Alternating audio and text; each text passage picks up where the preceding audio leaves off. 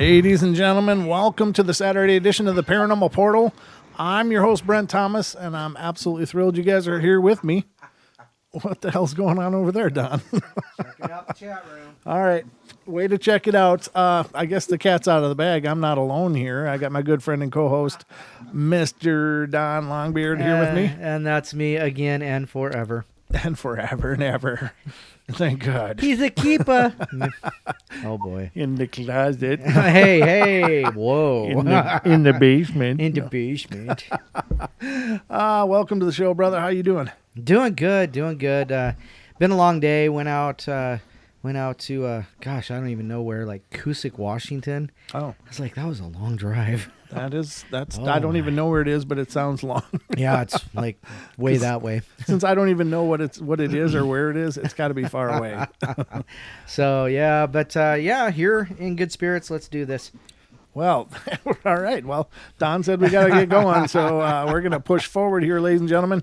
Tonight we got an excellent show lined up for you. We are absolutely thrilled to bring you tonight's guest. This is a guest that Don and I met at the Bigfoot Roundup over in Spokane, Washington, several weeks ago. Wonderful person, incredibly interesting, and I know you're going to love her too. And Miss Amy Bue, you are on our show. Welcome and thank you for being here.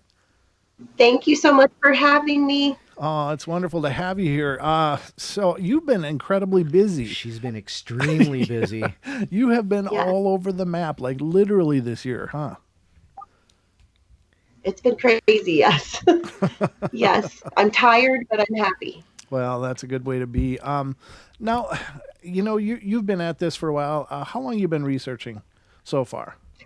Just since 2012. 2012. When I had my first initial possible sighting. Okay, That was my next question was, how did it all start for you? So could you kind of fill us in on that sighting that kind of triggered it all? Yeah, sure. I mean, I've heard of Bigfoot before that. I saw In Search of, and I had to write a paper about the Loch Ness Monster in school when I was a kid, and there was Bigfoot in the book too. So it's not like I was not familiar with it at all. Harry and the Hendersons, but I didn't think about it. It wasn't on my radar or something that I was into. But in 2012, I was a passenger in a car, and we were visiting my dad for the last time. So I know vividly when this occurred, the day, around the time of day and everything, because my dad was really sick, and we had driven from Cleveland, Ohio to near Youngstown, Ohio, which is where I live now. Okay. And they lived at the time, and visited him, was going back up to Cleveland. Again, I was a passenger in a car. We were going over a bridge over a body of water in Mahoning County called Meander Reservoir. And I looked out the window. I was looking at some birds that were flying around in the water, like on a cement block that's out there, and my eyes were drawn to a tree on the shore, and I saw what looked like Bigfoot. So that's what I thought when I first saw it. And I just didn't know what to do. I didn't say anything right away. We got closer and closer, and the closest we were when we were parallel to it was probably 100 yards, I would think. Wow. And I don't know for sure what it was. That's quite a distance, but I could tell it wasn't a bear. It was very large, holding onto a tree. It was moving, and all uniform in color, had now, what we call the conical shaped head kind of. And I'd never seen anybody in there because it's illegal to be in there. It's the city's water supply. It's under the Department of Homeland Security. I've been over that bridge hundreds, if not thousands of times. And as we passed it, I yelled that I thought I saw a Bigfoot, and that was like the beginning. And whether or not that was a Bigfoot or not, I really can't say. But there's been other sightings around that area before mine. I learned pretty quickly. Oh, very cool. Yeah, I mean, that's a great way to kind of hit the ground running on it. And it seems like a pretty common thread in the Bigfoot community that most of the people that end up researching it aren't people that generally are just interested in the subject. A lot of people that really get into it and really dedicate a significant portion of their lives are people that have experienced either a sighting or a close call or what they believe to be a sighting. So that's real common, isn't it? It is. It very much is. And even though I get stubborn and I won't say for sure what it was, because it was, I mean, it was just so far away. Right. I really did think that it probably was, based on what I know now, the different sightings, and but it was so fast, and I just can't say that. But like I said, it doesn't really matter whether it was Bigfoot or not. It's what got me interested, and it's changed my life 100%. Because I mean, I'm a teacher. I'm laid off right now, waiting to get my job back. But Oh, it's kind of a second full-time job now. And whether I get paid for it or not, is another story. sure. But that's okay, because it's just like, it's something I'm fascinated with. I have a lot of fun with it, and I want to know more. Oh yeah, absolutely. Now I saw you speak. Don and I both saw you speak when we were at the roundup, and I gotta tell you, I was really, really excited about your approach to this, and because, well, I'll let you distinguish what makes what you're doing so much different than so many other people.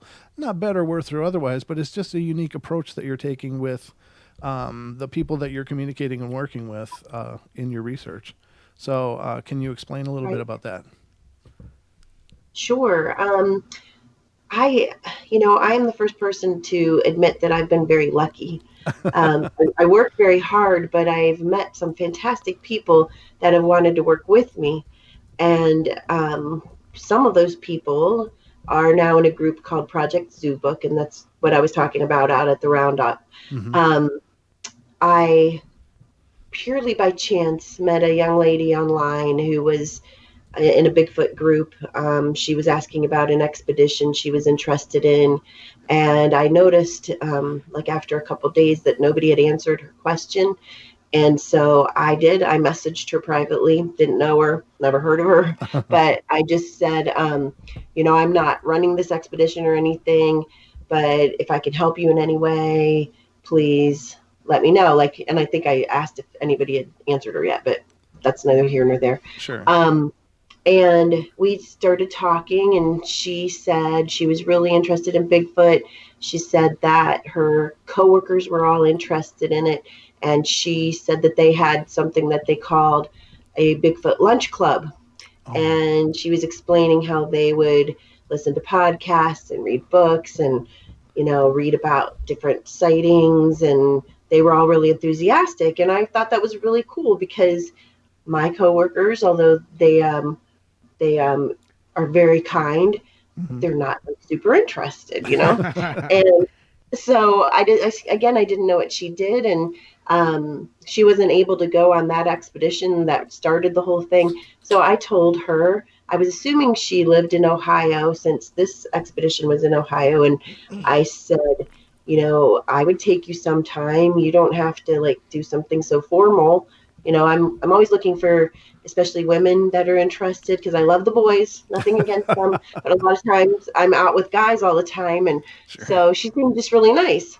Uh-huh. So it was probably a week or so where we were chatting, and then finally she told me that she worked at a zoo. And I was like, oh, that's really, really cool. But still wasn't, there's a lot of jobs at the zoo, so I didn't know what she did. And then she was quick to tell me that she worked with chimps and gorillas, and she's a primatologist and a Wow. zoologist. So I always say, my jaw kind of hit the floor a little bit. Yeah. And then it occurred to me, are your coworkers all that too? And they are. They were zoologists, primatologists that worked at a particular zoo, and they were all interested in Bigfoot. Some of them more than others, but they would talk about it and they would discuss it. So they were very interested. So that's the, genesis of Project Zoo Book, was just this friendship we struck up, and now we turned into this I don't know, kind of crazy little project. We have several other scientists, some from different zoos, biologists. We have a anthropologist, doctor of anthropology or two.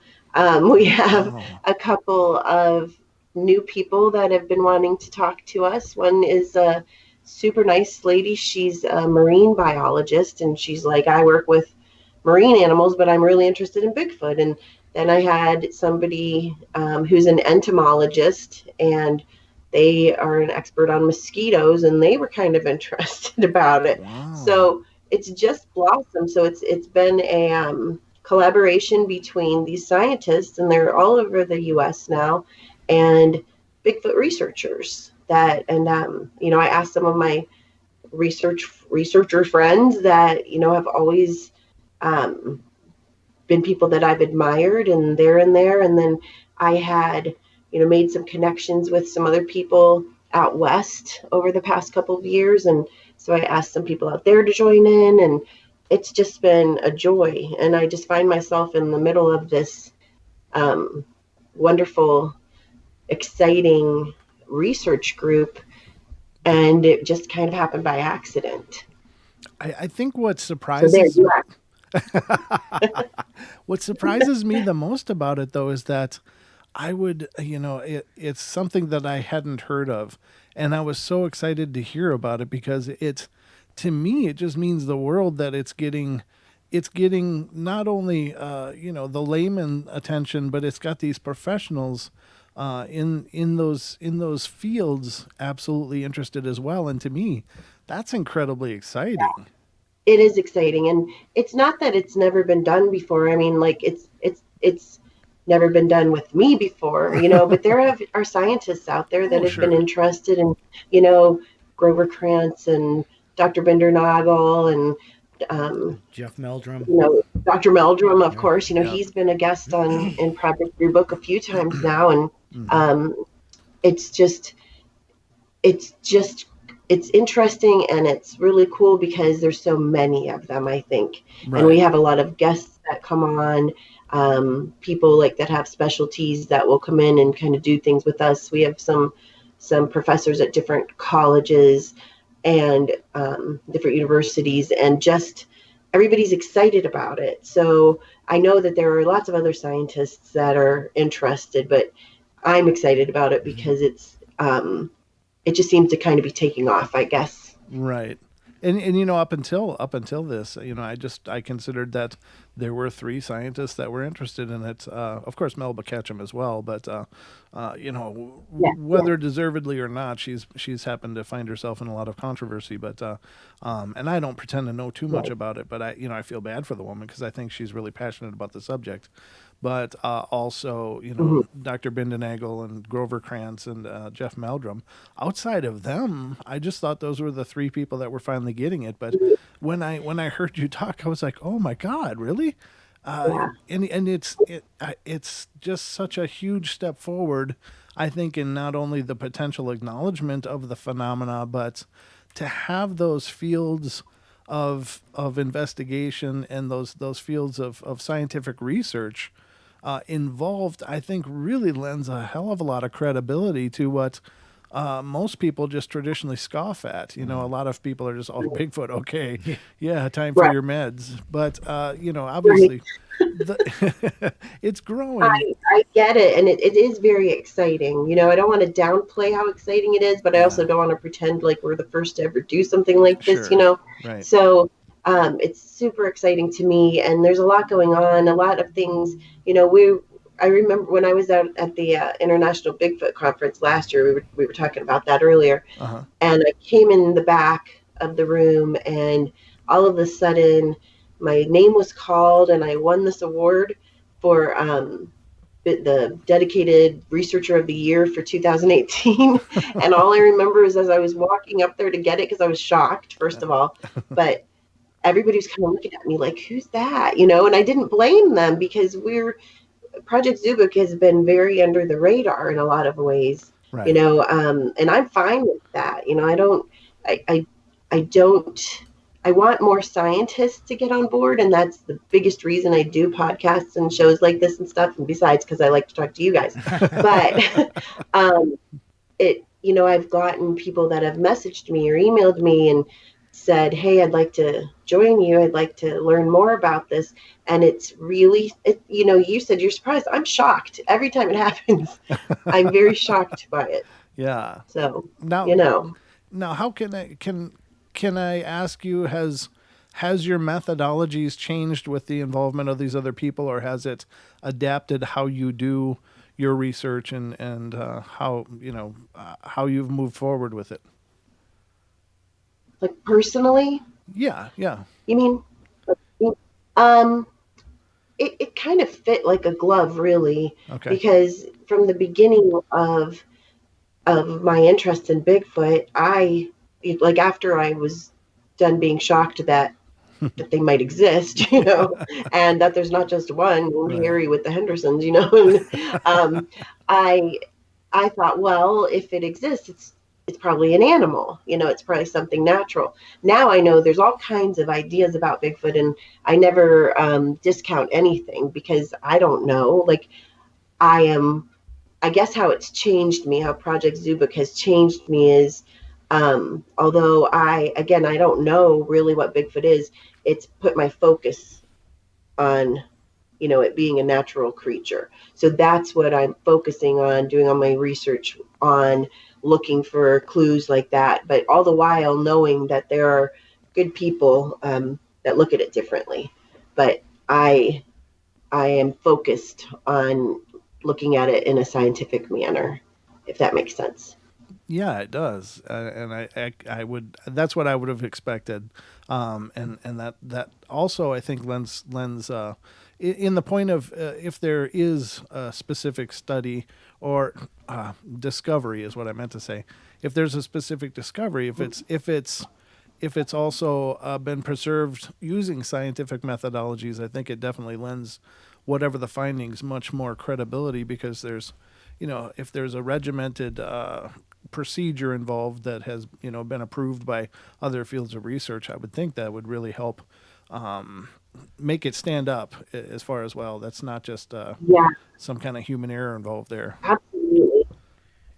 I think I think my background, I'm a teacher now, but I used to be a technical writer, and Oh, I would write like ISO certification manuals and documents for companies that, they had to follow these procedures. I think that's kind of helped me oh, because I'm not a scientist, I'm a teacher, but I'm a reading teacher and an English teacher. mm-hmm. But I have that technical background as well, and I think that that's kind of helped me. And what we're doing, one of the things we're working on slowly, because this was something none of us expected, is to put together some documentation, kind of like what you're talking about, of how we do things, what we want to do in the future, trying to make it something that somebody with a scientific background, an individual that's used to reading scholarly articles, Sure.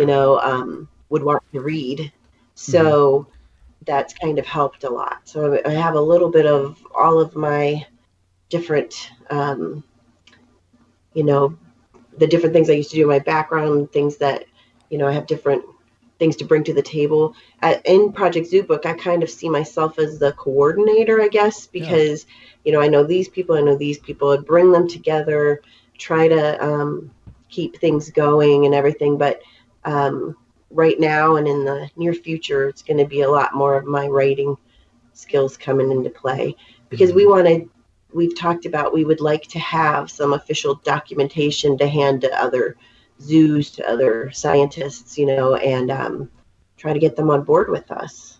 Because we still get, I mean, the biggest reason Project Zoo Book has been kind of, my cat's here, sorry if I'm looking down, has been under the radar is because even though a lot of the scientists involved are very interested, it doesn't mean that their bosses are, Right. Right. so Yeah. my other job is to be kind of a mama bear and keep these people protected Right. until it's safe for them to Come get out of the out. Bigfoot closet.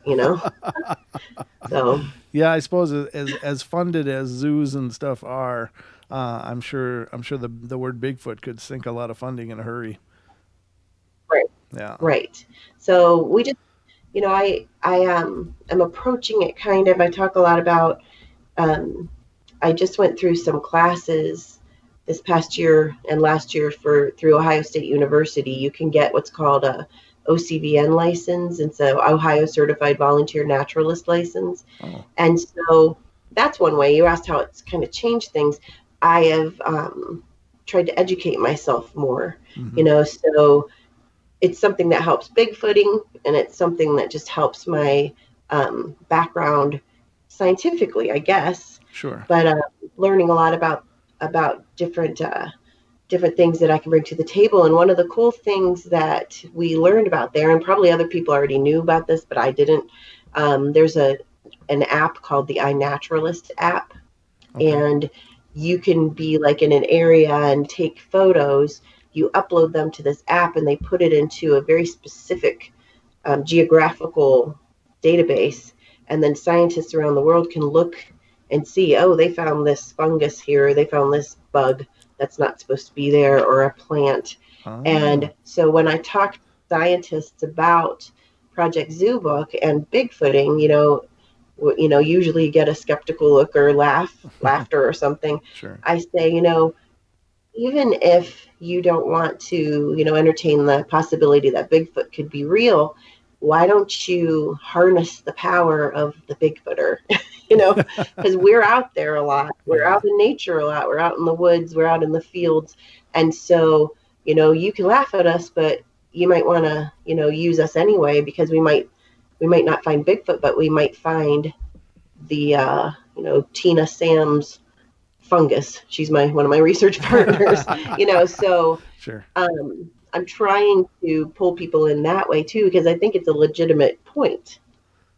Yeah, I think it is as well. And ladies and gentlemen, I forgot the announcement on the top end of the show. But if you want to call in and talk with our guest tonight, feel free to. She is happy with entertaining phone calls, so you can call in by calling 720-923-0500. Again, 720-923-0500. If you want to ask Amy a question or get some clarification on something we've discussed, then by all means, please do. We got about 3 minutes before break, but I was kind of curious. As you're pretty involved in the field, I'm really not.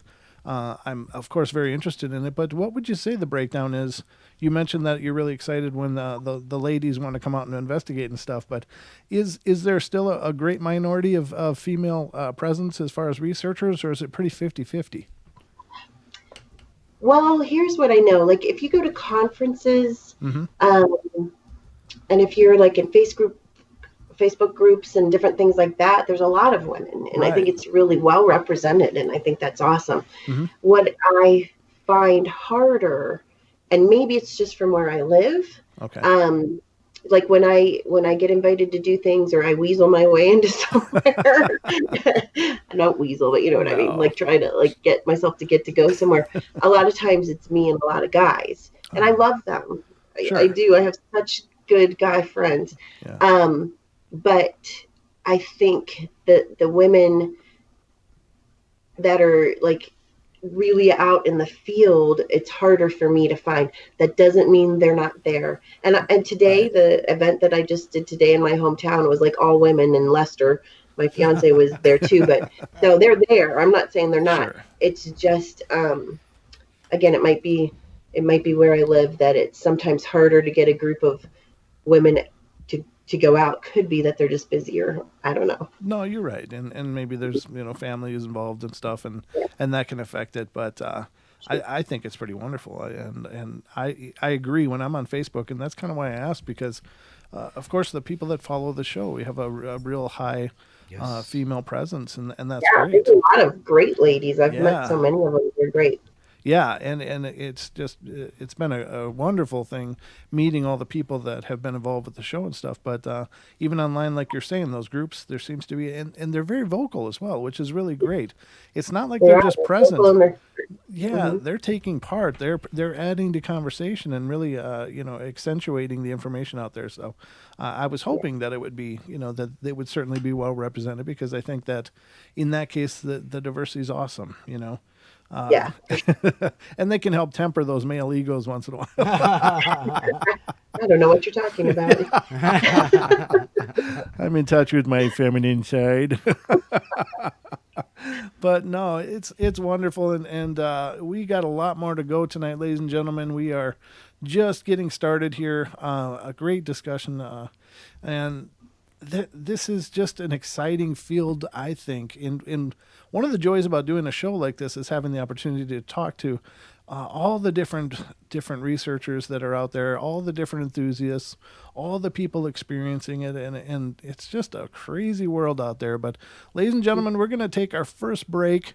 We're going to be right back in just a couple minutes. But again, if you want to call in and be a part of the show, 720-923-0500. If you have a question for Amy, we'll be happy to get you on the air. So, but don't go away, everybody. We will be right back with more of our discussion with Miss Amy Bue here on the Paranormal Portal.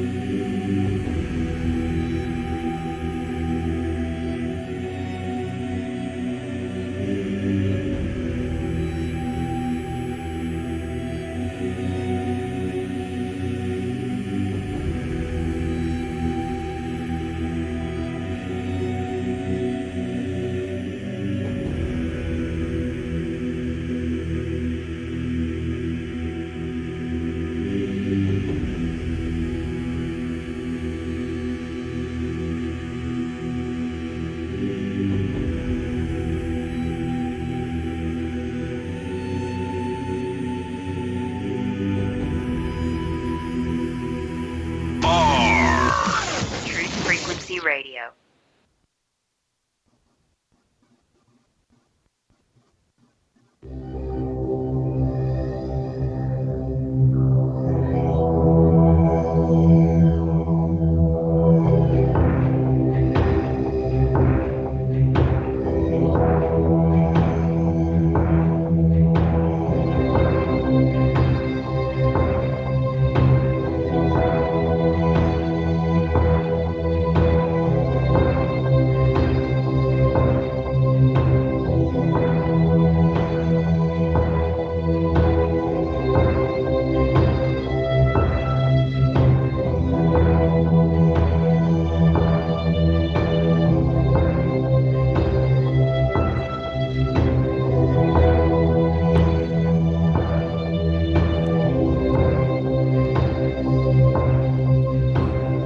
Welcome back, everybody. Our half hour number 2 is now underway. We're in the second half hour of our journey. 2 of 4. Huh? Second half of 4. 2 of 4. We're in the second quarter of our game tonight, and currently it's the Portal versus Amy Bue. And Amy's kicking our butts. Thanks, Don, for keeping this family friendly. Yeah, I tried. So, Amy, thanks again for being on the show and being here with us. Of course, it's always a great pleasure to have guests and people to bring in their experience and stuff and introduce our audience to that. We got a question right off the bat coming out of break from someone in the chat room. Smoking Joe. Smoking Joe says, question for Amy. Do you think the topic of Bigfoot or Sasquatch is gaining more traction in the world today, and has it made your job easier or harder? Ooh, that's a good question. Honestly, like I said, I came into this 7 years ago, and with no idea that there was this whole world of Bigfoot out there. Mm-hmm. Since then, I've jumped feet first into that world, and with all of its super fun drama and super fun, just it could be overwhelming with so many things going on. When I got into it, that was right, I could go and look, there's TV shows about Bigfoot, Sure. And there were things that I could look into. Now, I know there are still shows that feature Bigfoot, if you're looking at it that way. So many groups out there. I kind of have to close my mind off to that sometimes, okay, although I'm really involved in it, but I kind of have to pretend it's not out there.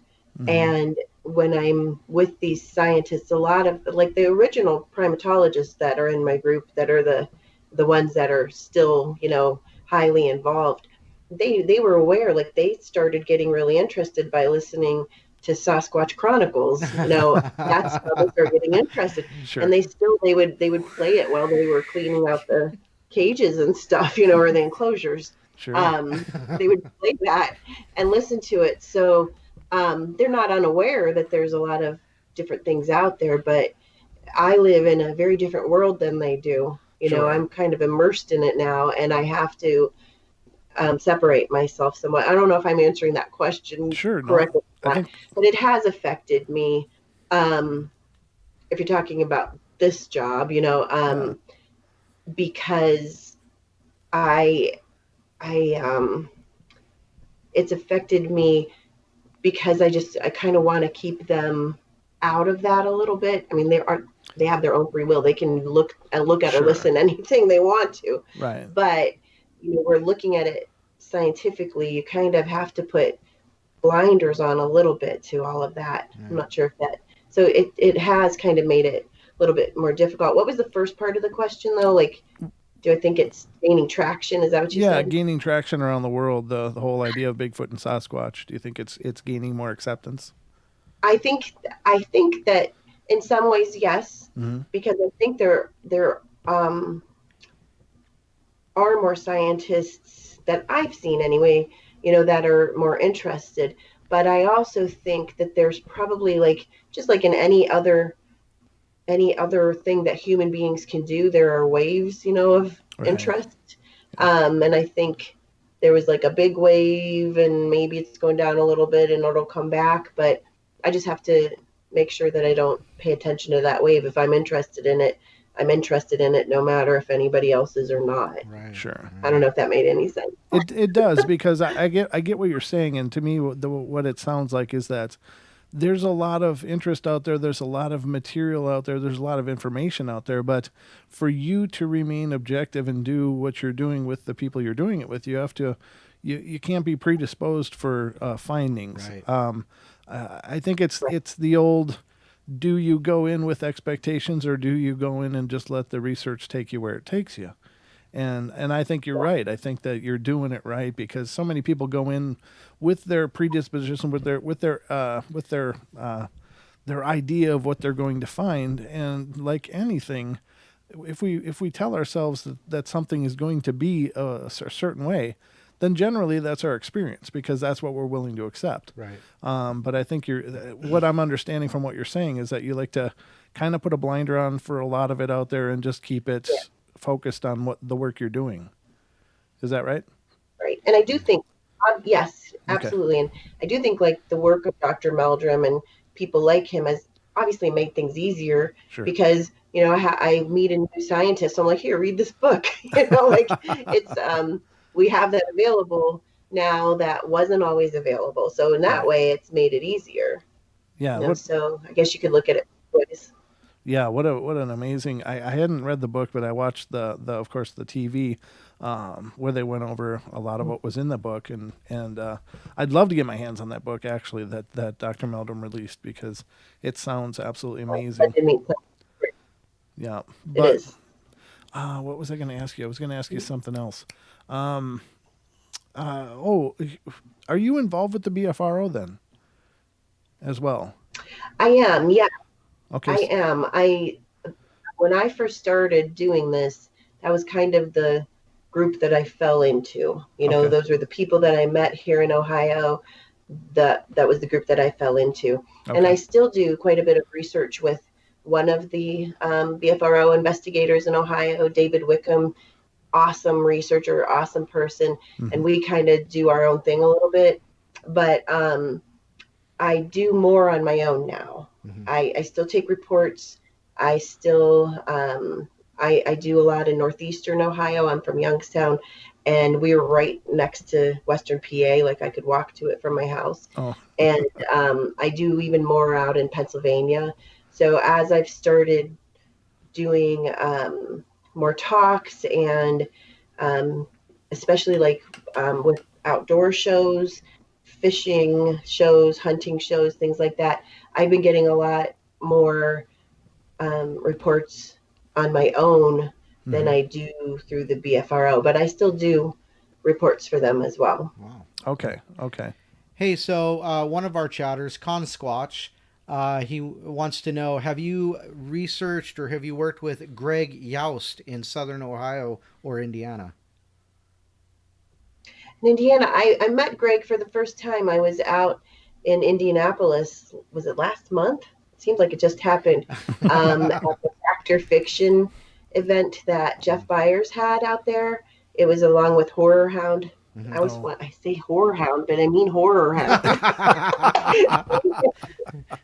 Sure. Horror Hound weekend. And so I met Greg for the first time there. And he was so much fun. I really liked him. But no, I've never investigated with him or anything like that. Yeah, that's where you finally met that guy named Wes, right? Yeah.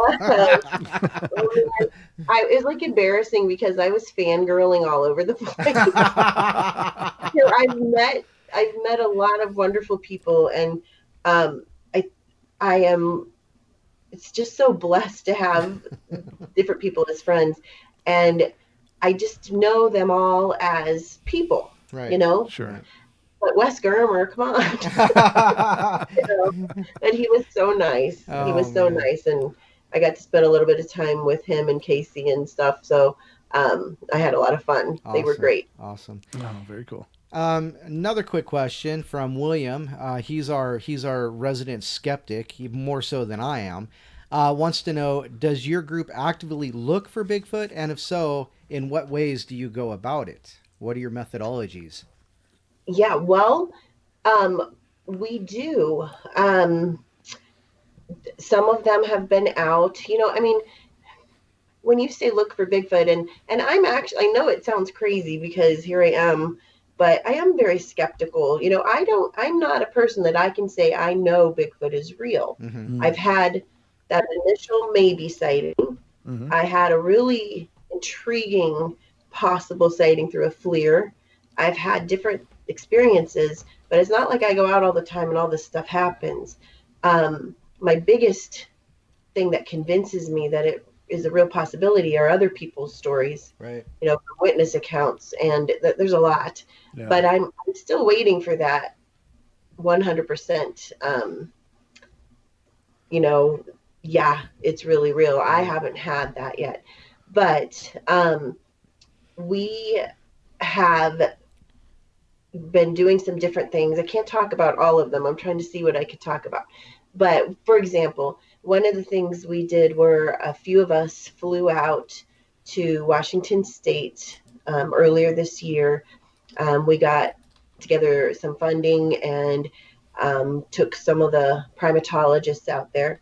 And we got to go out to do some research with the Olympic Project. And I'm sure a lot of people out there know about them. They're in the Olympic Peninsula, Washington State, studying some ground nests that were found by a logging company. And so we took the primatologists out there and they got to take a look at what was going on, so getting them actually out in the forest, doing some hiking and everything. And what I was going to say, and then my brain went this way, is that when I say we're out, investigating, when I say research, when I say I'm a researcher, I'm talking more about reading things, looking into things like that. Right. If you want to say a Bigfoot enthusiast or something, or somebody looking for answers, we're outside, we're just, camping. We are looking for tracks. We're putting up audio. We're putting up camera traps, so doing it that way. It's not like I'm really out doing anything spectacularly different than anybody else. Right. But yeah, I have gotten the primatologists out there somewhat, and we have a lot of other plans to do more. That's awesome. Amy, I was actually born on the Olympic Peninsula. I was born in Aberdeen, grew up in Hoquiam, spent time in Ocean Shores and Forks and all that area. So, I grew up with some of the stories, but when I was a kid, I was like, whatever, and so I really kind of put that aside, and I really didn't get interested in it until I met Brent.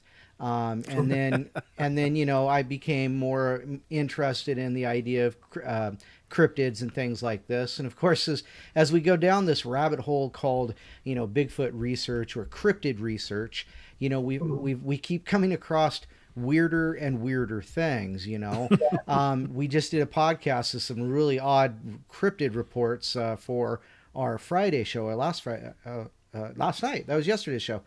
And came across some really weird ones. But someone else in the chat, Cameron, wants to know have you ever run across anything unexplainable that you just can't explain? Have I? Yeah, you and your group. I have. I just wanted to answer a little bit more to that last question. A lot of what we do, we kind of call ourselves a think tank. Mm-hmm. A lot of what we do, since we live so far away, is conference calls where we'll have different guest scientists or just talk amongst ourselves when we're discussing, Bigfoot is supposed to, or there have been talk of it doing this. How does that relate to primate behavior? And then they'll give us some ideas, and we've just had a lot of aha moments doing that. So that's another thing we do. Right. Anyway, have I ever had anything weird happen, like as in regards to Bigfoot? Right. And anything? Yes. Yeah. I just. Go ahead. Just did last weekend, of all, good timing for that question. I've talked to a lot of people who have, but last weekend, and I don't know how to explain this, and I'm going to laugh at myself as I tell you this story, but Tina, who I mentioned before, we put on an event twice a year in Columbiana County, Ohio, called Creekfoot. And we gather together a lot of area researchers from Ohio, Pennsylvania. Some people come from Indiana. And we just have like a big old Bigfoot family reunion, we call it, and discuss things we're doing and just have fun. So we were there, and we decided last Friday night to, was it last week? Yeah, it was last week. I think so. Yes, I'm going crazy. Okay. It was recently, but we decided to go and break up into two teams. The camp that we are at has a river right there, and we had one team go along a path on one side of the river. Another team I took out. We drove around, and we have to go up this road that has all these potholes and everything, and finally it dumps you out by this old railroad grade, and we walked along the other side of the river. So we were hiking, having fun, and communicating back and forth with the other team plus base camp. And as we were coming back, one of the guys that was with us, he went down like a little gully, and it goes downhill through the forest down to the river. And I heard this like big thud kind of thing. So I shined my headlamp on him, and he had fallen. And when he fell, he didn't have his hat on anymore. And the first thing I noticed, I was like, oh no, I'm like, where's your glasses? Because he was still like, sitting there. He had fallen. And he's like, oh no. So he found his hat and then started looking for his glasses. And a few of us at a time, because it was kind of small, where, a way to get down into there, would go down and try to help him find his glasses. And he has very thick glasses. He has a high, or whatever you want to call, bad, heavy, whatever prescription. And what I don't even know how you'd say that. Sure. But he needs his glasses. He needs his glasses. And so we couldn't find him, and the frames looked like they were wooden. I think they were actually plastic, but they looked like they were made out of wood, and we couldn't find them. So they're very distinct glasses. Okay. So we looked for about 40 minutes, and understandably he was upset. He can't see. Right. I wear contacts or I wear glasses, and if I don't have them in, I can't see either. And so it was dark though, it was at night, and we were using red lights, to try to find these, and we couldn't find them. So long story short, we were like, let's try to come back tomorrow and find them, because we're not finding them. And it was getting a little bit dangerous to go over like this tree that had fallen, because it went down pretty steeply. So finally we decided to go. We marked the path where it was. We made sure his glasses weren't in his hat, or they weren't like anywhere on him, attached to him or anything like that. Sure. So we left. We went back to the camp. And the next morning, we were like, most of us were sitting around eating breakfast, drinking coffee and stuff. And Lester came in from where the fire pit was. He and another lady had been out there talking, and he comes in and he says to this guy that lost his glasses, he's like, are these your glasses? Oh. And he just looked at him. He's like, what? And Lester and this lady found the glasses by the fire pit. And I am, okay, so I said I'm skeptical, and I am. So I'm like, would any of us have snuck back over there? There were 6 of us over there that would have known where they were. Of those 6 people, I would swear nobody would do that. I really don't think anybody would go get those glasses. And then they were found like in a place that somebody could have stepped on them and hurt them. So definitely nobody would do that, But they were over by the fire pit. And so I don't know how they got there. And I am 100% sure he had those glasses on, because first of all, like I said, he needs them. He can't see. Right. They're very distinct. Like, you can see these things. And also, I would hand him my FLIR, and they would kind of bang into his glasses, so he would lift them up a little bit while we were over there. So I know he had them on. Wow. I don't know. I'm not saying Bigfoot brought them over, but I don't know what did. Like, I don't know how they got there. I can't explain it. So that's one weird thing that happened. That's really weird. Yeah.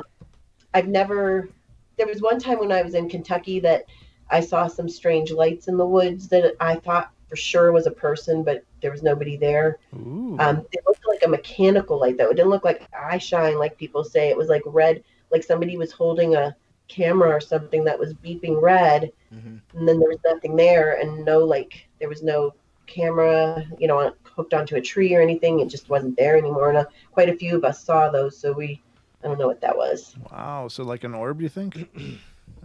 No, it looked electronic. Okay. It was red, like a laser dot red, blinking, and then it was just not. There was nothing doing that, and it wasn't like a tower in the, like maybe through the trees or anything like that. It looked very close to us, to the point where somebody was like, "Where's so and so?" And I'm like, "He's right there," because I thought he was holding like his phone or something that was doing that, but there was nobody there. Huh. Wow. That was weird. I don't know what it was, but Sure. it was weird. Well, You asked. It was weird. I had a couple weird things. So those Wow. glasses are a mystery forever. Yeah, no doubt. Yeah, no doubt. That's a cool story, though. And now I got to ask you. Obviously, the concept of Sasquatch isn't concrete for you, but you believe it's out there, obviously, because you're expending a lot of energy and a lot of time, and you're very passionate about it. But if they are out there, what do you? I mean, I'm kind of stealing a page from the Wes Germer playbook here, but what do you think they could be? What do I think? Like I think that there's some type of a primate. Okay. I don't see why they couldn't be. I mean, a lot of people, the same questions are always like, why don't we have any bones? Sure. I think those can be answered. Those questions can be answered, Mm-hmm. not perfectly because we're not sure. But you look at the Cross River gorillas over in Africa. They're on the border of Cameroon and Nigeria. I always bring them up. One of the primatologists told me more about them, and I'm like, oh, that's cool. They don't have that many of them left, and they are very hard to find. He worked with the curator at his zoo that he used to work with. Mm-hmm. He tells the story that he was over there for, I'm paraphrasing to the best of my ability, Sure. but I believe he was there for 10 years. And in all 10 years, as he was looking for these gorillas that at that point we knew were real, but not that long before that had been thought to be a myth. Okay. The natives knew they were there, but the Westerners weren't having it. Sure. He was over there for years and years and years and looking for these gorillas. And in all of that time, he saw them for a total of 8 seconds. Wow. So I'm like, why not? Why couldn't they be, Sure. some kind of a natural animal? Now, where they fall, on any kind of a line, that I wouldn't know. Sure. But we talk about things like that, like could they be more like an orangutan, like just because of different behaviors that are told to that they're supposed to have, like, and I Sure. say supposed to because it depends on who you talk to, Yeah. which witness you talk to. Mm-hmm. But I think it's some kind of a primate. I just Okay. am not sure what kind of a primate. Sure. And I think it must be pretty intelligent, but and maybe it is, like, maybe it's more human like. It could be. Right. But one of the things I've talked quite a bit with the primatologists I work with is that gorillas and chimps are way smarter than most people think. Mm-hmm. They are very smart. So when I hear people say, well, they're not just a big old ape, they're too smart, I'm like, yeah, they're smarter than you think they are. Well, yeah. I really think so. So I mean, I don't know. if a I don't gorilla know, could, but I definitely could be. if a gorilla can learn if a gorilla can learn sign language, Yes. they got to be pretty damn smart, Right. I can't I keep have my a cat. friend who talks. My cat won't stay off the Go ahead. counter, but if I think maybe I need a gorilla. Mine was just, Anyway, yeah. go ahead. No, I have a friend who was talking about, he has a friend who worked, I think it was at the Cleveland Zoo. They have a rainforest exhibit, and it's kind of a dome. It might have been at a different zoo, I'm not sure. But he talked about how they had to adjust the torque on the, the hardware that was holding it together, because the apes that were in there were undoing it. And so he was talking about how Wow. strong they were Right. in one way, but they're really smart Yeah. to be able to try to get out of things and stuff. So, Yeah. I mean, in the Cross River gorillas, it was just this century, like within the last 10 years, that they finally got them on video. Oh. If you Google the Cross River gorillas, the first video, as far as my knowledge, that was ever taken of them, like in the wild from a camera trap, was if you Google it, and you can see them coming through the forest, and they're all looking at that camera. They look at it, you can see they notice it, and there's one point, like, it's all females, I believe, and then the silverback comes running at it, like bluff charging the camera right past it. So they're smart, they know it's there. Yeah. Maybe they're just really good at avoiding it. Okay.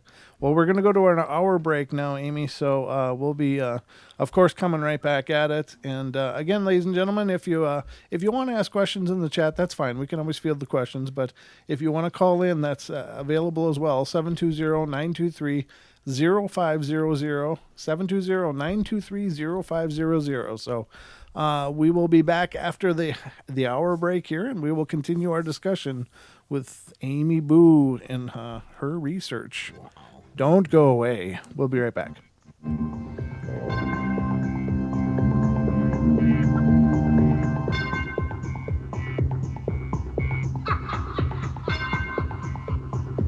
Sliding down.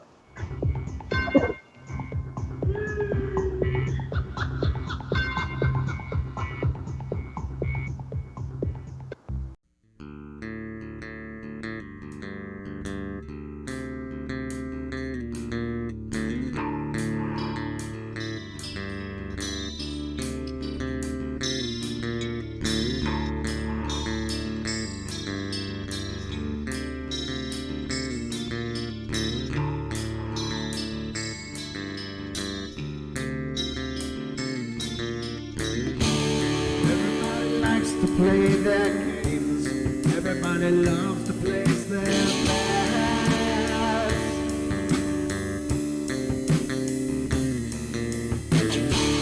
They don't understand the price I paid. They don't care to comprehend.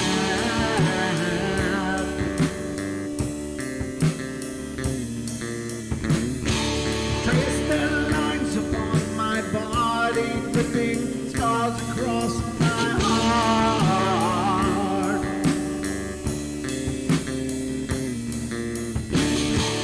Raging anger boils inside me as their lies keep falling apart.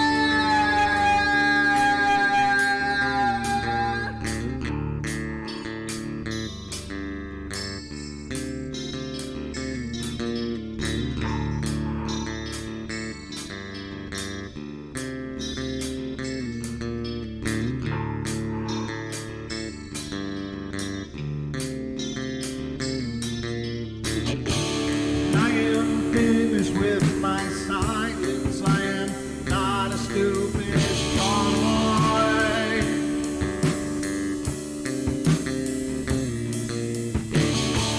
No more breaking me with kindness, just you dance upon my joy.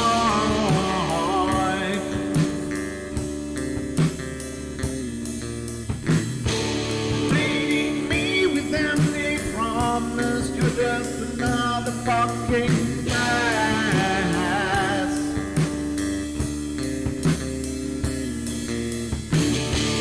Taking off the slice of my sanity, just make sure that you're well fed.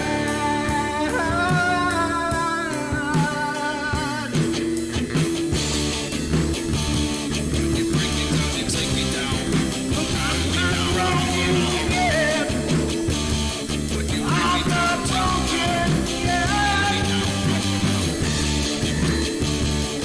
I'm not broken yet. I'm not broken yet.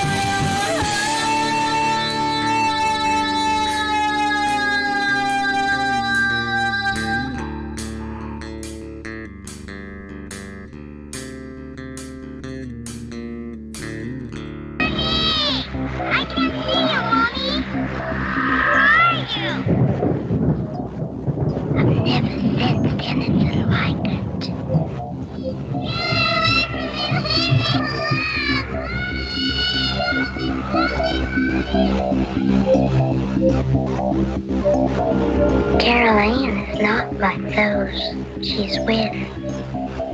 They're attracted to the one thing about her that is different from themselves. Her life force. It is very strong. It gives off its own illumination. It is a light that implies life and memory of love and home and earthly pleasures. Something they desperately desire, but can't have anymore. Right now, she's the closest thing to that. Poltergeists are usually associated with an individual. Hauntings seem to be connected with an area. A house, usually. Poltergeist disturbances are fairly short duration, perhaps a couple of months. Hauntings can go on for years.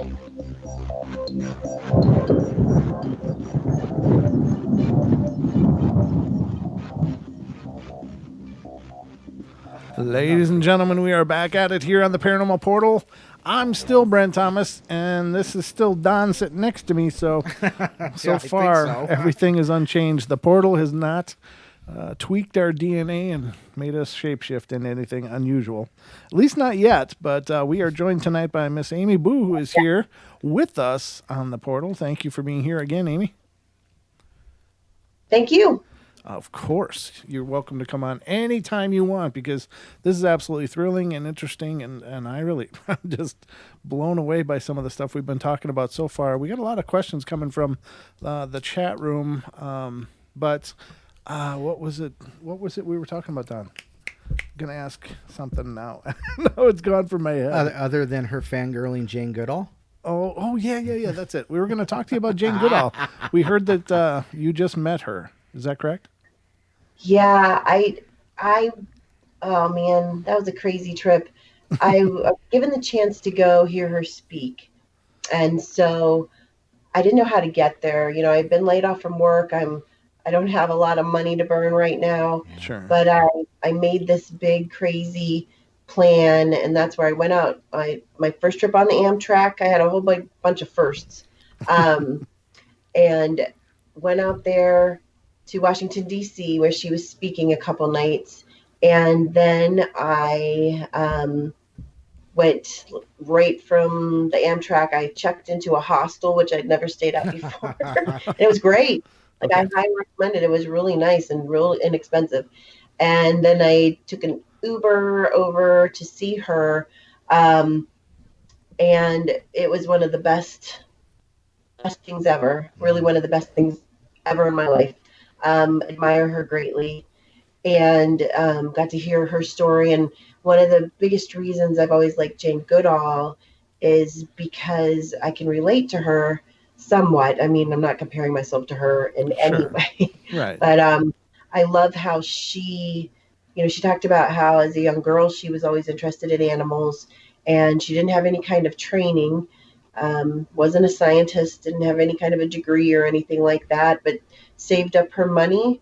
And I believe she said she was 23 years old when she took the boat from England, from Great Britain, over to Africa. Wow. And it took them 4 weeks, she said, because it was when the Suez Canal was closed. And so had to go a different way, and ended up over there. Some people that she had met said that she should get in touch with Louis Leakey. So she called him up, and I'm like, hey, I have learned, especially in the last 2 years, like you might as well try. You might as well call somebody up. You might as well ask a question, see if you can do something, see if they're interested. And I've gotten way more yeses than nos. Right. And that just wasn't my personality before, but I'm like, hey, why not? So she, ended up, he had just lost his secretary. She became a secretary, and then they got a sponsor to have her go out and study the chimps, and then National Geographic got involved. So anyway, I just love her. So I like how she was a go-getter, and didn't let anything stop her. So anyway, so I went out, I got to see her, and then the next day I flew a puddle jumper home, which I'm terrified of flying. I do it a lot, but I don't like it. So it was just, I didn't get to have a great big discussion with her or anything like that, which that would be great. But I got to, to have a little bit, and Right. it was awesome. It was That is awesome. really cool. Yeah. Of course, and she has apparently been quoted as saying that she is wouldn't be surprised at all if there were Bigfoot out there, and that she has an open mind to it. And I think that was a really powerful statement. Yes. She does have an open mind. A lot of people, I feel, in the Bigfoot world misquote her a little bit. Like, she had done an interview where um, was saying that she really thought that they were a big possibility, and she's kind of backpedaled on that a little bit, as Okay. far as I know. But she still seems to be very open-minded about it, and that's what I love, because she's like, hey, you never know. You never know. So if she can say that, and I can say that. Right. Yeah, absolutely. You know. And I think that I think one of the hardest parts for me, and maybe it's because I want to believe, but I think that when any kind of scientist says this isn't possible, this can't be, blah blah blah, that's and I because I think that scientific methodology should be open to any possibility until it can be disproven. And I agree. when these scientific communities come out and say this is just not possible, and that it's dipped in their hubris and it's dipped in their ego, just because they haven't either decided to acknowledge it or even decided to really actively research and try to either validate or disprove it.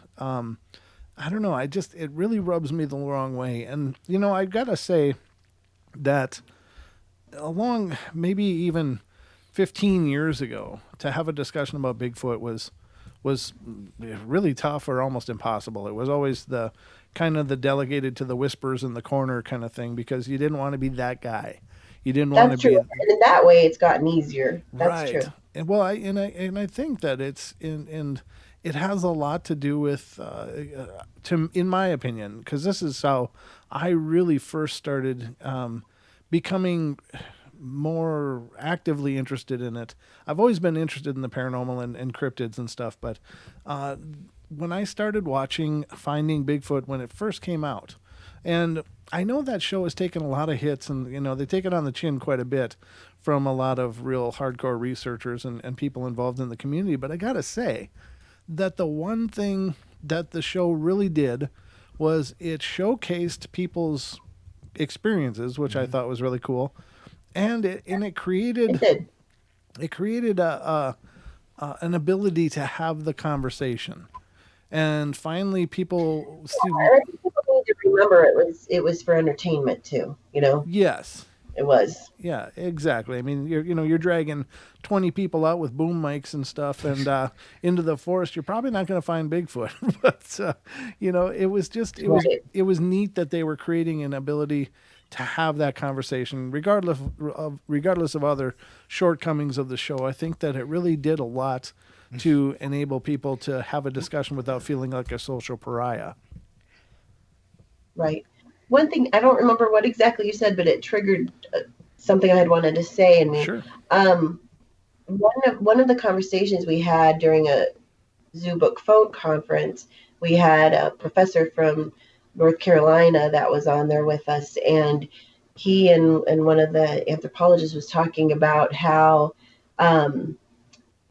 they feel that one of the reasons science doesn't get more involved in Bigfoot it's almost like a game of which scientists should do it.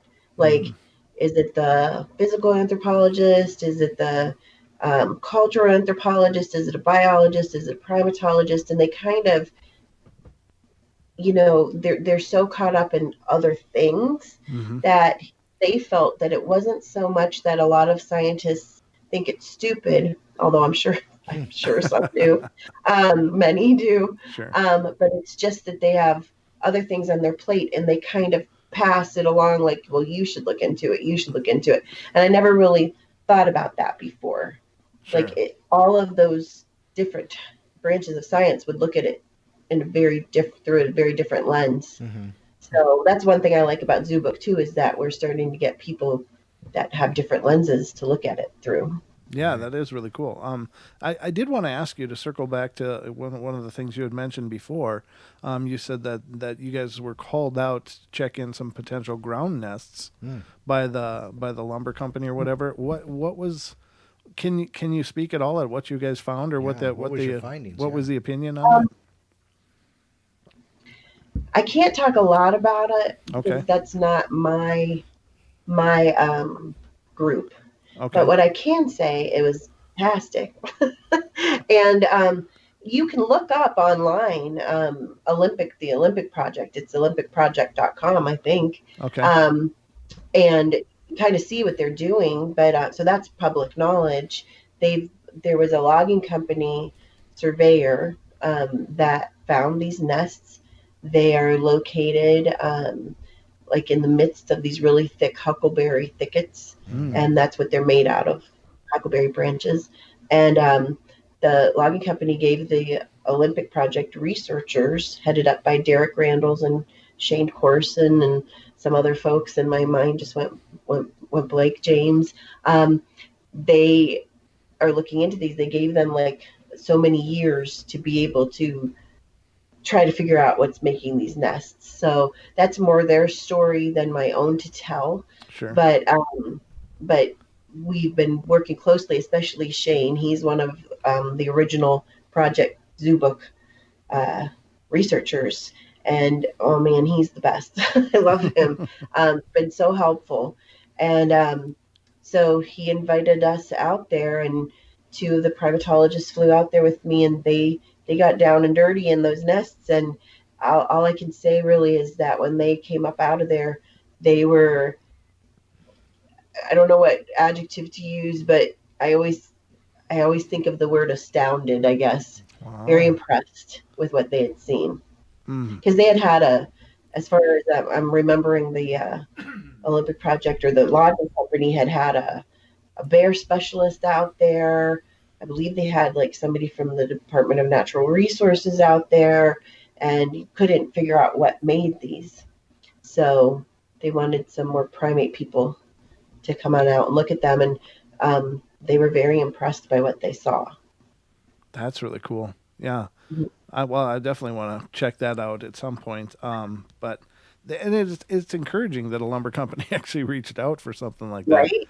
I know. It was really, really encouraging and really quite. I mean, like I always say, I'm not against logging in general if it's done responsibly, Yeah. But that was money that they were giving up because that was the area they were going to clear cut. I believe, they were going to cut those trees down, and they gave them several years to try to figure them out. They're doing eDNA testing out there. I don't know if you've ever listened to Laura Krantz's Wild Thing podcast. No. But she did some research out there. And then also Seth Breedlove's On the Trail of Bigfoot. He goes out to the Olympic Project as well, so you could check that out. Oh, fantastic! Wow. I just don't want to give you wrong information, No, because we work closely with Shane, but it's their baby, so Sure. Absolutely. But it's very fascinating to me. That's the most exciting research that's being done in Bigfooting is those guys out at the Olympic Project. Well, how about you guys? You guys are when you're doing your excursions, are you guys finding anything, or are your scientists pretty impressed with things that you're finding when you're going out there?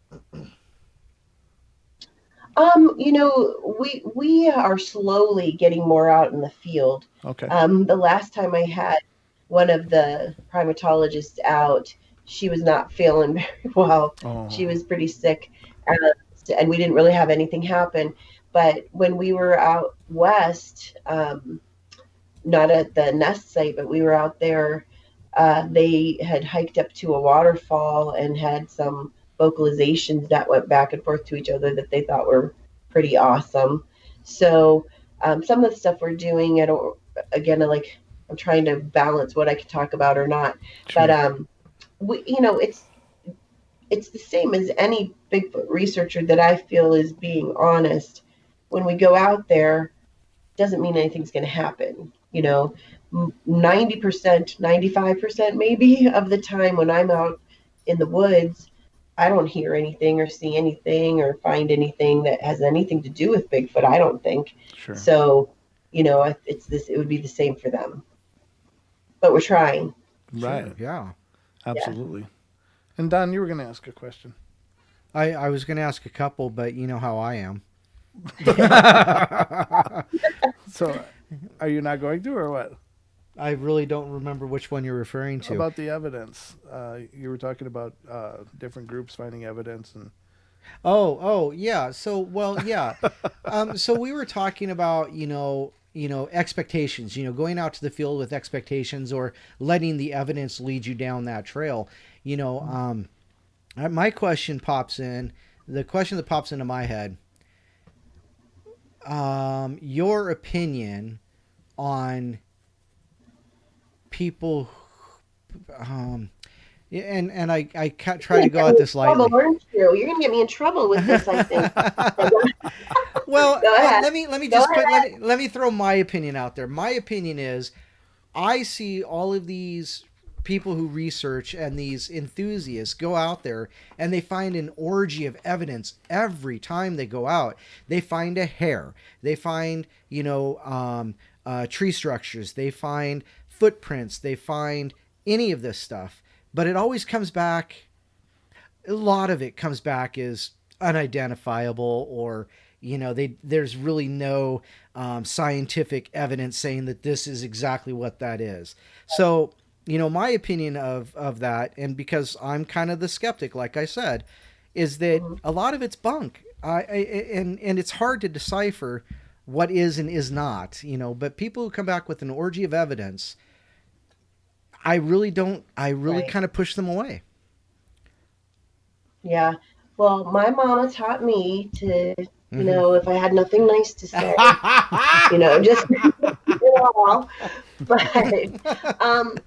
it's a tricky thing. It really is. Like I always feel like I sound very wishy-washy when I say this, but I'm telling the truth. I don't know. That is not my experience. Yeah. Right. I am either I'm really unlucky at this or it's just not my experience. Some people, yes. My opinion is that they're full of it. I don't believe it. Really don't. But there's always that little bit that I could be wrong. Sure. Maybe they are finding stuff. Maybe they're just really hit a jackpot. Right. I know personally some people who I know hoax things, and so I just think that puts that in my head, for Sure. other people. So, I don't know, I agree with you. Some things are very highly unbelievable, Right. highly unlikely, but then again, maybe some people that do find a lot are just in a really good place at a really good time. Right. Sure. But I sure don't. And I'm almost to the extreme where, like, we just did this thing, right? Where it's ongoing. It's still tomorrow at Mill Creek Park in Ohio. And yesterday I was taking some people on a hike, and I had my light shining down, and there's this big footprint. and I'm like, okay, everybody look, there's a footprint, so let's look at it. And I was sure I was going to find some tread marks in there, but there weren't any. Uh-oh. And then I moved some leaves, and there were toes. Oh, no. And so I'm like, and you could tell that it was kind of old because it was very dry and it was pushed down really far. And here I am like, oh, come on. Like, this has been advertised. People knew we were coming here. Right. It's not Bigfoot. Ha, ha, ha. Whoever did this. Well, then today, like, one of my friends was like, well, let's cast it anyway. Like, you never know. But I'm like, okay. But, like, I just find it very unbelievable, even though this is what I do. Like, I'll hear something. I was out at Mount Hood over the summer, and we were hearing knocks and these different weird noises and stuff. And we found what looked like a print. And I'm still like, can that really be true? Right. I think it is, but it's very hard for me to wrap my head around it even yet. I always get shocked if anything happens at all. Right. Sure. Right. Let me ask you this. what do you think? Some, of course, I'm sure you're aware of it, but some researchers or people enthusiastic about the whole idea are doing things such as habituation, where they're gifting foods and I don't know. Sometimes they're gifting candy, sometimes food, sometimes items, whatever. Do you think that there may be merit in that, or what is your feeling regarding that kind of research approach? Well, I think it depends. My gut feeling is because I'm looking at this as a wild animal, don't do that. Sure. You know, Right. like Yep. you're not going to do that for bear or mountain lion or whatever. So it doesn't seem like the logical thing to do. But as I'm saying that, I don't know what it is. So, if that's what they want to do, I can't tell them not to do that. Right. You know, I get in trouble sometimes because um, I do think that if Bigfoots exist, um, that they're some type of a natural creature, Mm-hmm. but I don't know that. And so if people are saying they're having these other experiences, I can't make fun of them. Like Right. I Right. don't know, and so maybe they're right and I'm wrong. Right. I am absolutely willing to be proved wrong. I think if Bigfoot was some kind of spiritual, like alien, whatever, it would be really interesting. I think it would be. So, Sure. um, I'm not going to tell people what to do or not Right. to do. I would think that if they think it's some type of an animal, Mm-hmm. maybe if you're doing something like that far away from where people live, that Sure. would be what I would say. Okay. Now, we got a question in chat, and this is from Smokin' Joe, and he says, "What sort of data points are you collecting or looking for when you investigate a new report?" Oh, wow. Well, it depends on what we're looking at. One thing I'm really fascinated with is audio. Like, Okay. I'm trying to learn more about how to, you know, about Audacity software or anything new that's out there, downloading audio files, looking at the spectrograph and figuring out what is making these sounds. Mm-hmm. So, we're trying to collect audio. I've only ever been around when one, except for that one just yesterday, footprint Sure. was found. So if we would find prints, we would, collect all kinds of data from things. But it's just like, I'm just being honest. I always say I must be like the most boring big investigator ever. Like, we don't find a lot. We're trying, but one thing that's interesting that might answer the question a little bit more is we look at other people's reports, Mhm. right? I mean, you have different public reports out there depending on which Bigfoot group you're looking at, and we kind of look at where things are located. Like, is there some kind of I don't know if migratory pattern is the right word, but are they moving around in groups? Like, how often are they seen just one rather than a family group? We're looking at, what time of year are they seen here? What time of year are they seen there? And so we're looking at a lot of data points, Sure. but they aren't always our data points. They're from other people's sightings. So with that in mind, you have to realize that some of those might not be true. Mm, So okay. you're kind of in the dark, trying to get what you can, get what you can try to trust, always knowing that you're using information that you might not know these people. Am I making any sense? Yeah, Like, you're looking at data points that are up in the air, sure. but Right.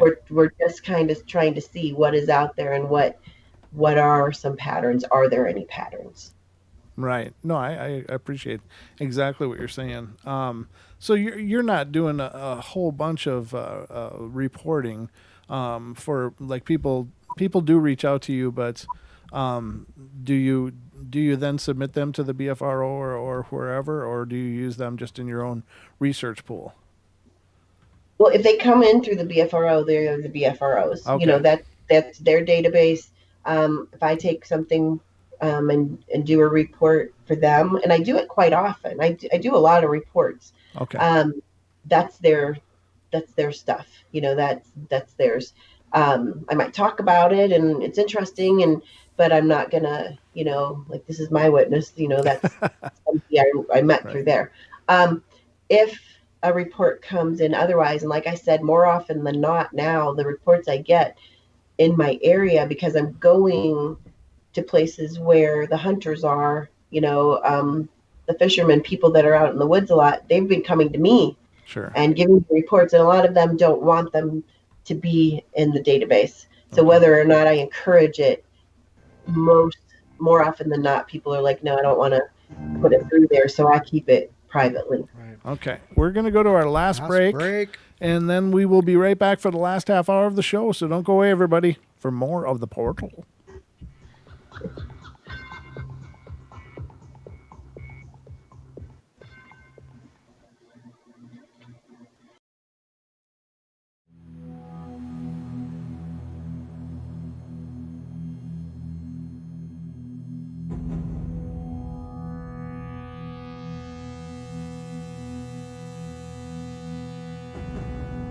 To keep us healthy.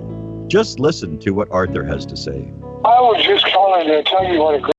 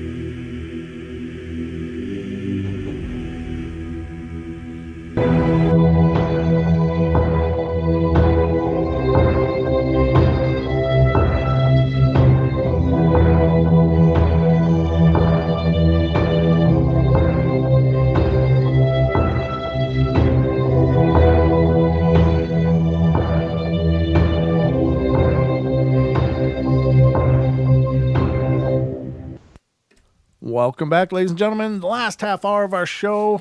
It's been a heck of a journey, but it's gone really, really quickly. How you doing, Amy? You ready to roll? I am. Okay, because I feel I'm on my daughter's bed and I feel like I keep sliding down. Well, we'll get you a booster seat for the next show. But we got a call here for you. I know. Sorry. Look, I have giant hands. We got a call for you, and this is from area code 858. You're on the air. Hello? Oh, hey, guys. Hey, Lewis. How you doing, brother? No way. Hold on. What the hell? What's wrong? You got a problem here. Uh-oh. Did my Skype screw up again? Uh-oh.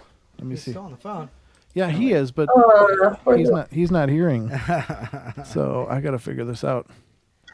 All right. Hold on, ladies and gentlemen. Hold on. Settings. I'm going to look here, see if it did it again. Oh, it's not even... Well, I don't care if it sees... All right. Oh, shit. Hey, Lewis, can you hear us? Can you hear us, Lewis? I don't know if you can hear it until after I close this, but looks like it's working. I don't know what's wrong. Huh. Yeah, I mean, it's right there. I know it's not me this time. I don't know. I don't know either. Lewis, can you hear us or no? Nope. I'm going to say nope. I'm going to say nope, too. So, I don't know what's I going wonder on. what Lewis wanted. Yeah, I can. You can hear us? Oh. Oh, okay. Well, talk then, brother. This is your phone call. Hello? Okay, I don't know. Something's wrong. All right, we're going to move along. Sorry about that, Lewis. I don't know what's wrong with the lines, but something got skewed there. I noticed that the call board dropped, and I reconnected to it, so maybe that might be part of it. That might be something funky going on. But let's see. Where was I? That screwed me up. Having to troubleshoot midstream is always tough. Yeah. There was a question I was going to ask you, but we ran out of time before. I got to start writing this stuff down now. I'm getting old now. Oh, my gosh. Oh, my gosh. I'm getting old. So you were going all over the place on this circuit that you kind of did this whole summer. How far around the nation did you get on this journey? Oh, I went so many places. See, I should have written that down. Basically, well, like a little backstory to that. Like I said, I feel so blessed and lucky to have met a lot of people who have, asked me to go to different places or whatever it is. And if I can go, I will go. Mm-hmm. I have another page on Facebook and a little, I call it an organization, but it's just me, called ABLE. It's for Amy's Bucket List Expedition. So the acronym is ABLE. Right. And I started that. Most people know this about me, but not everybody. But I'm a cancer survivor. I've had lymphoma twice. Congratulations. And I've had some other life-threatening, terrible things that have happened. One, I find humor in it. I had a disease called histoplasmosis, which I got from breathing in bird poop. So, hey, at least it's interesting. Wow. But I don't say that for a pity. No, it's real. It's a real disease. I believe you. That sounds just crazy. I felt like I was on a house episode because I was in the Cleveland clinic. Couldn't figure out what was wrong with me. And they had me in isolation, and everybody came in these hazmat suits and stuff because they thought I had tuberculosis. But it was this other disease. So, it's fascinating. But anyway, I'm not having a pity party about that. It has all of those health problems I've had have really given me a really good perspective on life. So I have this really gigantic bucket list. I have a real one that I write down and I cross things off and I want to do things. And a lot of the things that I want to do have to do with Bigfoot. That's just my, my passion, I guess. And so if I'm invited to do something or I find something that's interesting to me, I've decided I'm going to go for it. And if there's any way I can go there, and I will go there the cheapest way possible, like I did to go to see Jane Goodall. It cost me $110 to go, stay, and get back. and eat and everything because I just am cheap. And so, you know, I'll do it. My older brother passed away in 2015, and that kind of really spurred me on to go for things. And I'm just going to ask. I'm going to get there, do it if I can. So anyway, that's kind of the backstory of why I do so many things, because I truly, it's not like I'm healthy, you know, I'm doing well. Sure. But you don't know how much time you have. It sounds like so cliche, but it's true. Right. So if I'm going to get an opportunity, if I can get there, I'm going to do it. So anyway, so this year I've been, let's see, I was out to Washington, out to see those nests earlier in the year. Okay. I was out to Oregon this summer. I was asked out for the second year in a row to go out and speak at Beachfoot for Todd and Diane Neese's get together there. It's kind of, we fashioned our Creekfoot after their Beachfoot. It's not really a conference. It's like a little family reunion out there. So I was there. That's when I got to go out with Shane Corson and Chris Spencer and Kevin Morrison. We went out to Mount Hood National Park, and we went remote camping there. Had some the cool stuff happen. That was this summer. I've been to Pennsylvania quite a bit, up to Kinzu, and just different places. Most when I'm actually doing my own research is in Allegheny National Forest. And I don't talk about that a lot online. I don't really put a lot of that out there because it's very personal to me. Okay. It's kind of my own little thing I got going there. So I'm in the woods in Pennsylvania a lot. There are a lot of sightings coming out of there that someday I will talk about. I was back out to Spokane. I thought it was Spokane, but they say it's Spokane. With Steve Fraser. You know, where I met you guys, and then we went and did that documentary up in Stevens County. That's right. After that, done a lot of things in Ohio. I'm probably forgetting things. I've been traveling so much, and doing a lot of local things, libraries and stuff for kids and park districts here. Taking my bushcraft classes that I'm taking now. And with all of that going on, I'm also writing a book, and that's a big priority to me right now. So I don't sleep a lot. Okay. So I'm supposed to ask you what's number one on your bucket list? That's what Wes wants to know. You don't know. Number one on my bucket list has nothing to do with Bigfoot because it's been there before Bigfoot, and I've just never done it. Okay. I want to be in a demolition derby. Right on. I do. I'm going to be in one. I just need a car, and I need to be in one. And that's actually funny you asked that, because you were asking about if I'm going out to the IBC next year, and that's always on Labor Day weekend, and our big demolition derby is then, so I need to do that. So one of these years I'm going to have to stay up and be in one. But but my book is kind of cool. Yeah. I think you're going to like it. It's kind of interesting. Do you want to hear about it? Yeah, absolutely. Yeah. Maybe it's not. No, absolutely. But it is. Yeah. Well, there's a gentleman from Ohio named Tom Page that a lot of people have not heard of, and a lot of people have. But basically, he was a financial backer for Roger Patterson back in the late 60s, early 70s, after Tom Slick passed away. And I had heard about him. He's from Ohio. I searched for him for 2 years.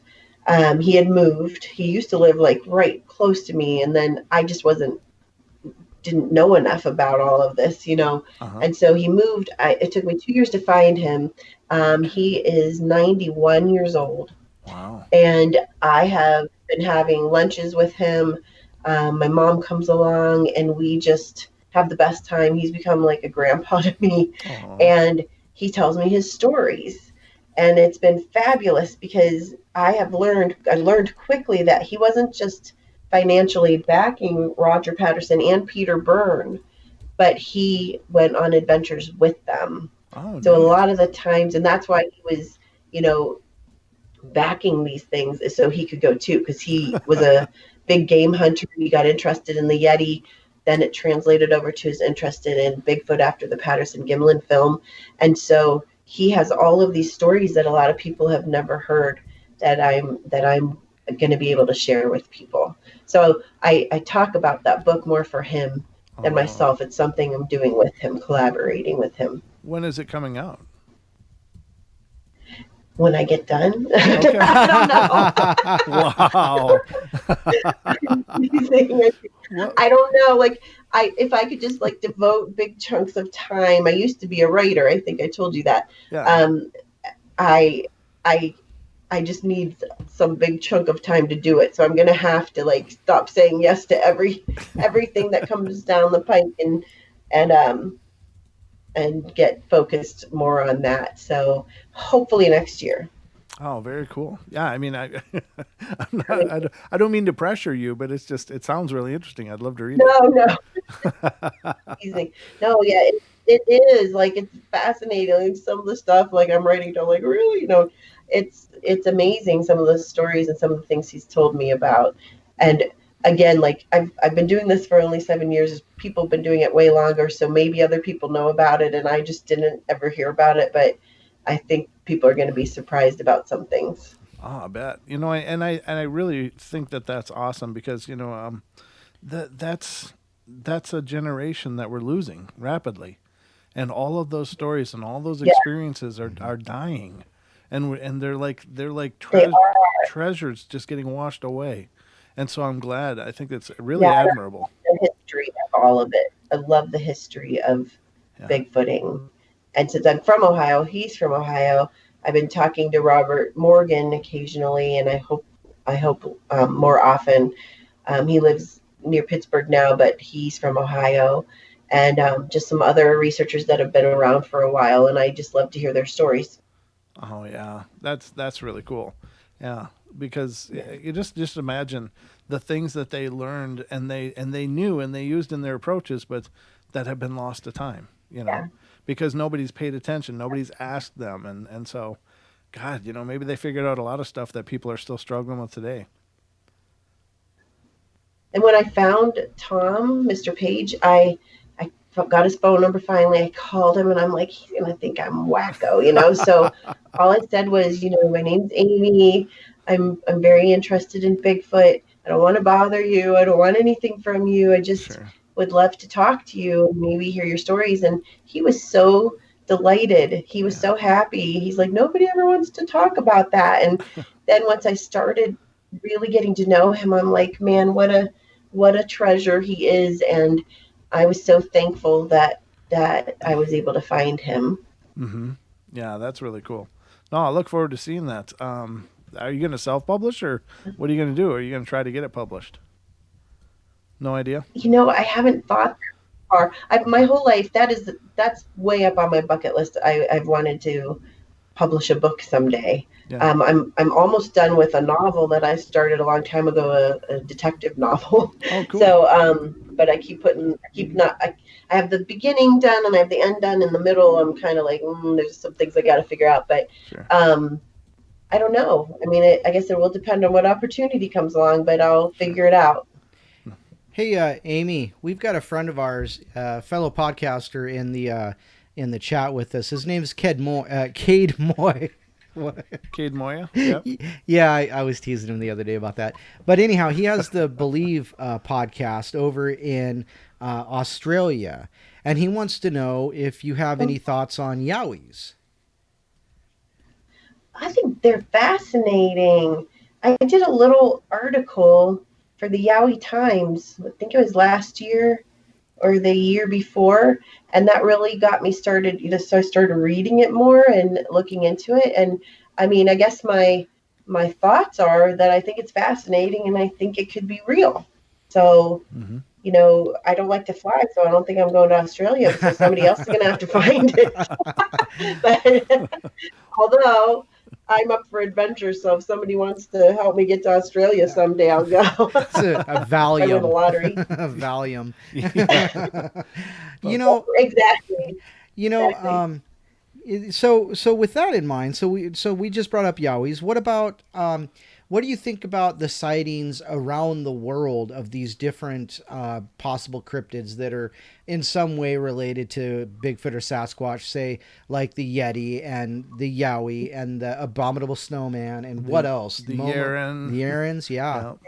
And the orang pendek. Yes. I'm fascinated by all of them. I mean, most of my time and energy goes to Sasquatch, I'll be honest. But whenever something new comes out about any of those things, I'm on it, reading about it and talking to people about it. I definitely, especially the orang pendek, I think is the one I'm most like that I would nominate most likely to be real. Yeah, I think a lot of people feel that way. A lot of research with that. I know Cliff Barrickman's been really involved with the orang pendek and research and stuff down there. But yeah, I think it seems like there's quite a body of evidence to support it. Yeah, I agree. What the hell is that? But the Yowie, I think is fascinating. I hope the Yowie is real, and I hope somebody finds it. I'm just teasing. I would be there in a second if I could get there, so you never know. Was that your Harley we just heard firing up, or what was that? Right outside the street. I'm like, it's funny, I don't live so much, but it's not mine, but I live in Youngstown, Ohio, and there's like traffic out the wazoo, so there you go. I'm in the city. Oh, nice. Yeah, I think the orang pendek is really exciting. But I think they're everywhere. I really do. I think that there's the one thing that it seems to demonstrate, and this is a discussion I had with Wes, is that to me what it demonstrates is that this creature, if indeed these are all really closely related branches of the same tree, this is a creature that can survive literally in any habitat known to our Earth. I mean, they're in deserts, they're in jungles, they're in mountains, they're in swamps, they're everywhere. Yeah, I mean, it would seem so. I mean, you have known primates that survive in all kinds of places, so why not? Is that, yeah? I didn't know if there was the same diversity or adaptability in the other primates. Are they pretty diverse as well? I mean, I guess they would have to be somewhat even more adaptable, but I'm thinking of macaques, like snow monkeys and things like that. So it's not unheard of. Right. Oh, that's a good point. Yeah, that's true. Like the snow monkeys. I hadn't considered that, but you're right. Yeah, there is quite a bit of diversity in ecosystems that they're adapted for. It seems like they might have ended up there and somehow made all these adaptations, but I think it's just fascinating. And perhaps that's the same thing with these. They are. Go ahead. Right. With Sasquatch, if they are more human-like, then we can do the same. Yeah, you'd think, but we just change everything till it's our comfort level. Yes, yeah. Yeah, so we don't really adapt to anything. We just make everything adapt to us. Right. You're right. Mm-hmm. But no, I think it's absolutely fascinating. So we got about 7 minutes left of the show, and I wanna make sure you have time to talk about what's next and how can people. We got another call. We can try to take a call. I don't know if this phone call is going to work, but let me get to this. The area code 228, you're on the air. Can you hear me? Hello? Hello. Hi, can you hear me? They can't hear me. I don't know. I'm sorry. I could hear her for like a second. Okay. I'm unfortunately sounds like they're probably hearing us through the feed rather than through the phone.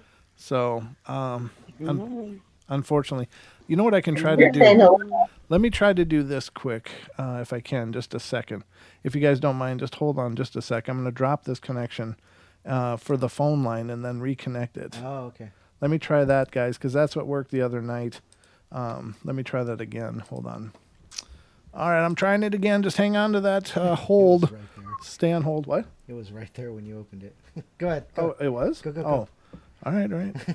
What the hell's the number again? Oh, 720. thank you. Now you're sounding like me. I know. It's like I'm surrounded by teachers. I'm just kidding, of course. I love teachers. All right, so we're going to try this. Oh, they hung up. Okay, so they're calling back. All right, we are now connected again. So let me try this again. Hello, can you hear us?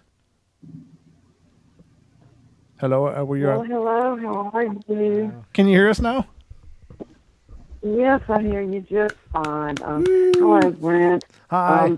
It's a privilege to meet you, Miss Amy Bue, and much respect for what you're doing in the efforts of proving that Bigfoot, Sasquatch actually exists.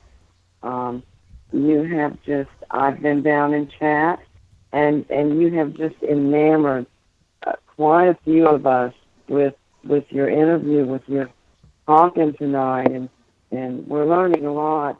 And I'd just like to say thank you very much. And I have an intriguing question, Brent, if I may ask this. I don't know. You might meet me. But, do either of y'all think, because there's evidence that there's hair, and there's a lot of somewhat speculation, somewhat proof, that Sasquatch may in fact be part human? And if so, do you actually think they have souls? And I'd like to add a little more to the pie on that question and ask you, okay, Amy, in your researching, have you ever seen images of Squatch in the bushes and the trees? And I will also say that Native Americans have always noticed faces and images in the trees, and they would call those tree spirits.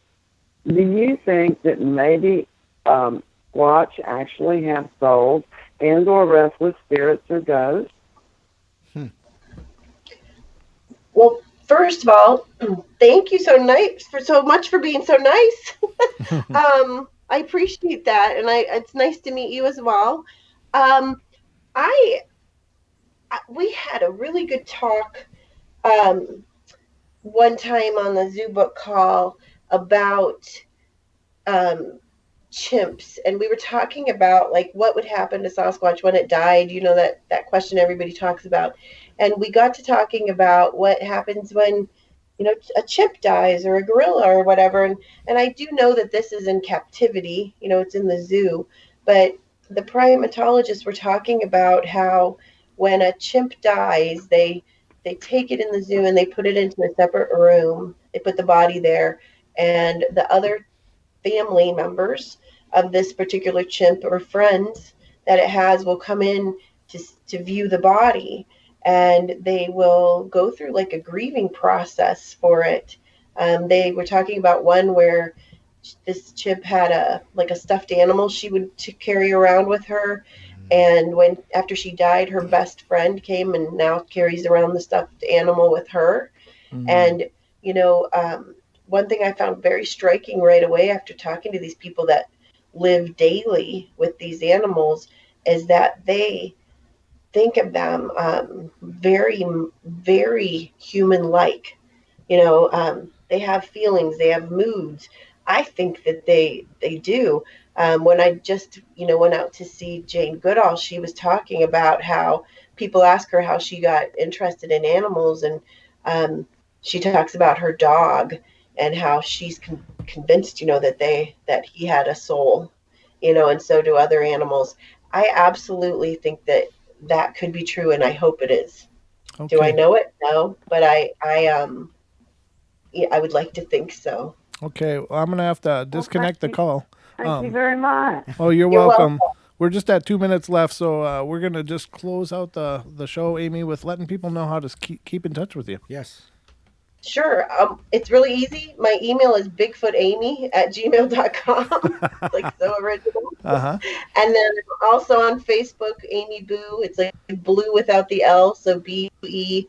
I have a Facebook page, ABLE, with Amy's Bucket List Expeditions, and I post a lot of different things that I'm doing on both of those pages.